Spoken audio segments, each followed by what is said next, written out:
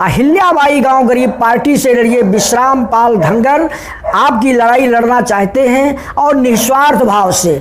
हमारे अंदर ये भावना है कि यदि आप सब लोग मेरा सपोर्ट करेंगे, मेरा साथ देंगे, तो आपकी लड़ाई मैं ज़बरदस्त लड़ूंगा, निस्वार्थ भाव से लड़ेंगे। और आने वाले समय में इसकी लड़ाई लड़ने के लिए मैं सड़कों पर उतरेंगे। आज के जो नेता हैं, जैसे कि विपक्षी पार्टियां हैं, जैसे कि अखिलेश जी हैं, मायावती जी हैं, ये सब लोग चुप्पी साधे हुए बैठे हुए हैं, क्योंकि ये लोग आप लोगों की आवाज़ ही नहीं उठा पा रहे हैं। अगर ये लोग आपकी आवाज़ उठाते तो आज ये भारतीय जनता पार्टी मनमाने ढंग से जो है अपनी ये राजनीति नहीं करते, आपके हक और अधिकार को नहीं खत्म कर पाते। ये जैसे कि अखिलेश जी हैं, वो कहते हैं कि हम जो है पिछड़ों की आवाज़ उठाते हैं और दलितों की आवाज़ उठाते हैं। अखिलेश जी अपने को स्वयं सवर्ण किसी से कम नहीं समझते हैं। वो पहले वाली इनकी पार्टी नहीं, नेताजी मुलायम सिंह जी वाली, वो संघर्ष करके ज़मीनी नेता थे और आए थे और पिछड़ों की, दलितों की, असहायों की आवाज़ उठाए और उनकी लड़ाई लड़े। लेकिन अखिलेश जी इस पर जरा से ध्यान नहीं दे रहे हैं। केवल वो अपने भाषण से और पेपरों में और ज़मीन पर उतरना नहीं चाहते हैं। तो साथियों, आप सब लोगों से हमारा यही निवेदन है कि आप सब लोग स्वयं इस पर विचार करिए और अहिल्याबाई गांव गरीब पार्टी से जुड़िए। आपकी लड़ाई पूर्णतया मैं लड़ूंगा। कारण ये पड़ जाता है, ये सब लोग डरते हैं क्योंकि ये मुख्यमंत्री रह चुके, सरकार चला चुके हैं, चाहे बहन कुमारी मायावती जी हो, चाहे अखिलेश जी हो। लेकिन विश्राम पाल धनगर ऐसा व्यक्ति है, वो किराए के मकान में रहता है। उसके पास कौन सी ऐसी स्थिति है कि जो मोदी जी, योगी जी उसको जो है CBI जांच करेंगे। हम पूरी तुम्हारी लड़ाई लड़ेंगे, आर पार की लड़ाई लड़ेंगे और आपके हक और अधिकार दिला कर रहेंगे। साथियों, आप सभी लोगों से हमारा यही निवेदन है कि आप सब लोग आप अपने मन में सोच लीजिए कि हमें अपने बच्चों को आगे बढ़ाना है, अच्छी शिक्षा दिलाना है। तो ये छोटे छोटे जो लुभावने ये योगी जी और मोदी जी आपको लालच दे रहे हैं, उससे आप सब लोग बिल्कुल अलग हो जाइए। अपने बच्चों के अधिकार की लड़ाई के लिए मेरा साथ दीजिए।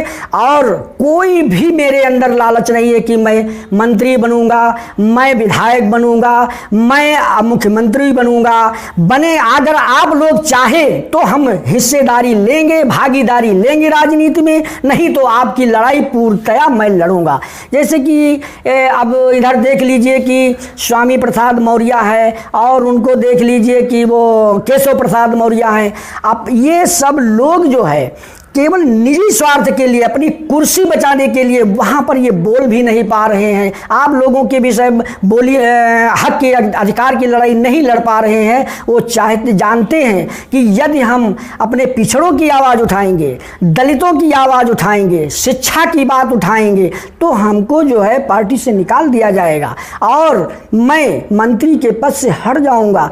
तो वो अपना निजी स्वार्थ सोच रहे हैं और अपने समाज को वो ऐसा बिल्कुल बल का बकरा बना दिया है और मीठे चुपड़े भाषण देते हैं। इनके मंत्री पद से आपका लाभ होने वाला नहीं जब तक के लिए बाबा साहब भीमराव अंबेडकर, पेरियार रामास्वामी नायकर, छत्रपति साहू जी महाराज, ज्योतिबा राव फूले, इन महान महापुरुषों ने आपकी लड़ाई लड़ी थी और दबे कुचले लोगों के अधिकार की लड़ाई लड़ी और अपने जो वो संविधान के माध्यम से और ये आपको आगे लाने का काम किया था।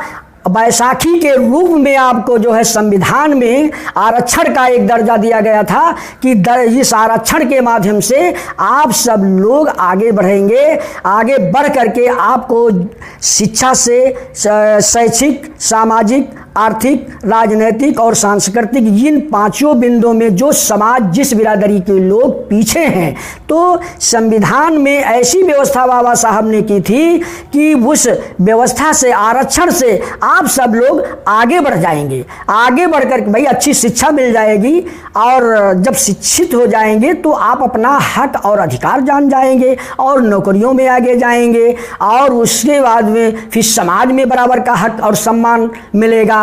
तब वो लड़ाई उन महापुरुषों ने लड़ी आपको आगे बढ़ाने के लिए, और आपको आगे बढ़ाया भी। उस ज़माने में आप लोग कुर्सी पर बैठने को नहीं पाते थे, बराबर चलने को नहीं पाते थे, लोग अछूत मानते थे। बाबा साहब ने ऐसी व्यवस्था बनाई थी कि आप सब लोग आज बराबर कुर्सी पर बैठते हैं, और डॉक्टर भी बने, इंजीनियर दलित समाज के लिए, दलित समाज के लोग बने, पिछड़े वर्ग के लोग बने।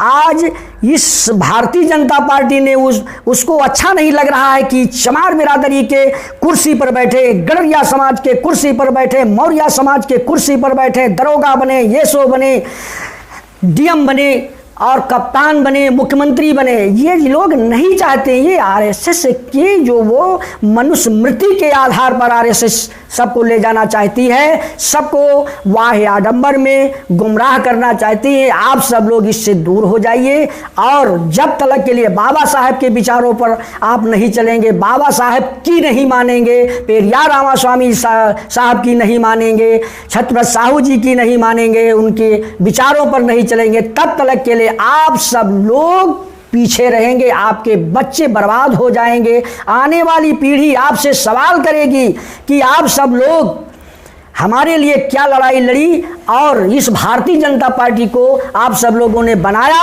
और हमारा हक और अधिकार चला गया, पूरा भविष्य बर्बाद किया। तो साथियों, आपसे मैं यही निवेदन करना चाहता हूं कि इन सब के चंगुल में मत पड़िए। ये सब लोग आपको गुमराह करके वोट लेते हैं, छोटा छोटा लालच देते हैं, गेहूं, चावल, चना और वो किसान निधि के माध्यम से, और सब कुछ ले लिया। अब आपके बच्चे को नौकरी मिल जाए, डीएम बन जाए, एसपी बन जाए, आपका बहुत बड़ा जो है एक सम्मान मिल जाएगा। इससे हम लोगों को आगे बढ़ने के लिए मौका नहीं मिलेगा। धन्यवाद।